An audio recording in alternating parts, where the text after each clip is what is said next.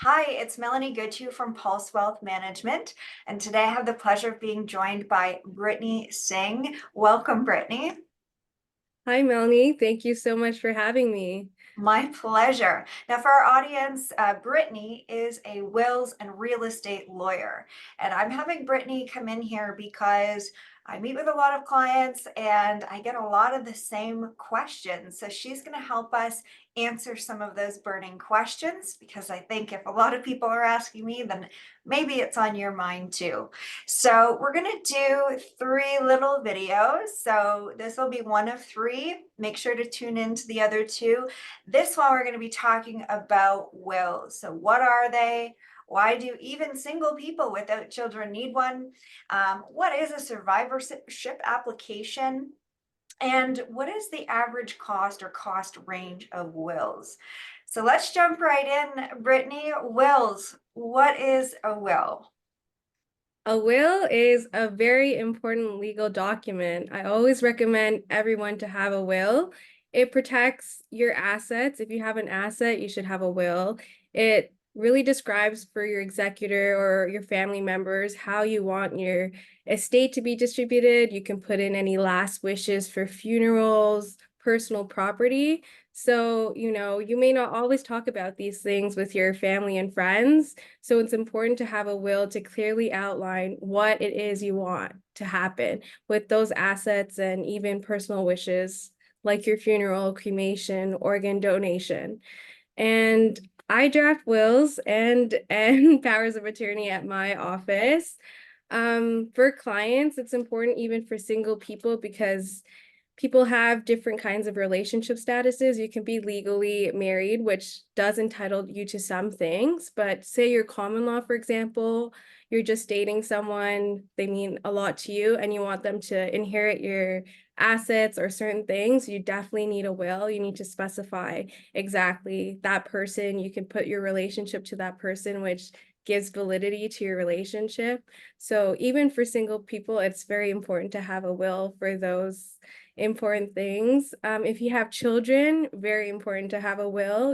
In a will, you can appoint guardians, which is a temporary 90-day appointment. And after that 90 days, if you take the will or whoever was appointed to the family court, you can get the more permanent appointment. But it's a very good starting place to say, hey, I want these people to look after my children right after, and maybe even permanently if something were to happen to both parents or if only one parent is living.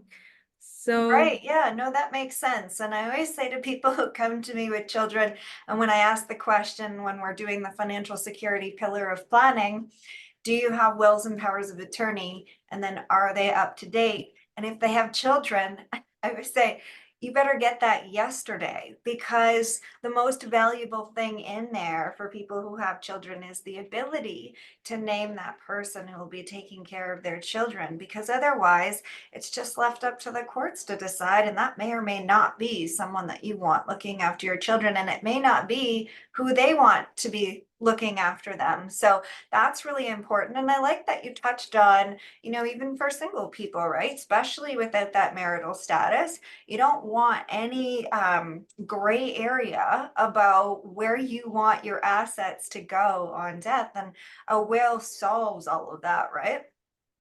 yeah, exactly, definitely. Now, And would it make sense? So, if someone has an asset, and let's just say it's all that they have, and they have, let's say it's a house and it's jointly owned with their common law partner, is there still a good reason to have a will if that's their only asset and it's already designated joint? And so, if they were to pass, it would become the other person's asset?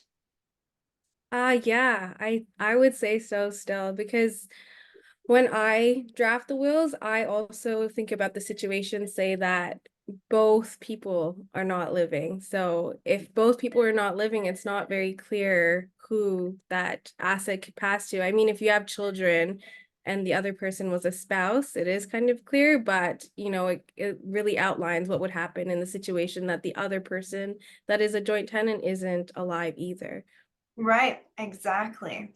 Well, thank you very much for covering that off. I think a great place to finish off, because it is what most people want to know, is what is the average cost or the cost range of a will?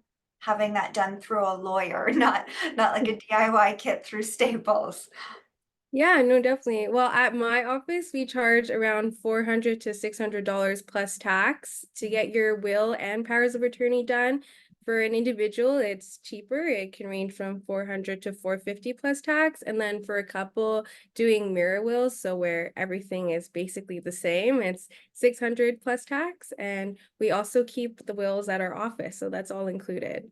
That's really important too, because a lot of people don't realize that the original is required on death. And so it's very good to have that in a safekeeping place, like at the lawyer's office. And I would go a step further and say, everyone needs to make sure that you tell your executor where that will is, because if they have no idea that it's in your safe or it's between your mattress or it's at the lawyer's office, then you may as well not have a will. You're going to have a lot harder time settling that estate, right?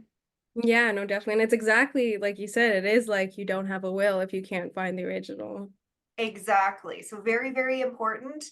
And did we cover off the survivorship application? No, we didn't. So that also ties into the real estate. So say that you have people that are joint tenants on a property, and one passes away, you have to complete a survivorship application, and it's just something that your real estate lawyer, like me, would register on title, and it basically cleans up the title. So the person that's deceased would get removed, and it's just in the living joint tenant or joint tenants Okay. name. Very good. Thank you. Now, I know we said we were wrapping up, but I think that oh, you know what? We're going to leave that one for the real estate law video. I think that's a perfect place to wrap up. Brittany, thank you so much. I hope everyone that you found this video informative. If you have any questions for Brittany, I'm going to throw her information in the information below in the description. And feel free to reach out to her if you have any questions. You need to get a will done. You're wondering if, it's worth it to have it done for yourself.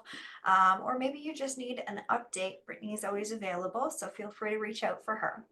All right, keep an eye out for our next video. We're going to talk about powers of attorney. Bye for now. Thanks, Melanie. My pleasure.